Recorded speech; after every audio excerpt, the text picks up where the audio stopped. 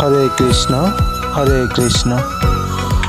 আমি ইস্কন মন্দিরে এসে দেখি গাছের সাথে অনেকগুলো লাল সুতো বেঁধে রাখছে। আমি চিন্তা করলাম কেন এই লাল সুতো বেঁধেছে ভক্তবৃন্দগণ। তো এক ভক্তের কাছে আমি জিজ্ঞাসাবাদ করলাম যে প্রভু, আপনি কেন এই গাছের সাথে লাল সুতো বেঁধে রাখতেছেন?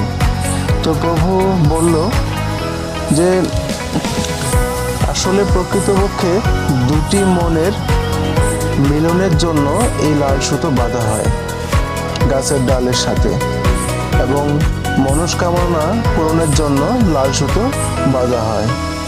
তো এই ভক্তের কাছে আমি সেটা জিজ্ঞাসা করলাম। এই ভক্তবৃন্দ সবাই কিন্তু এখানে এসে এই লাল সুতো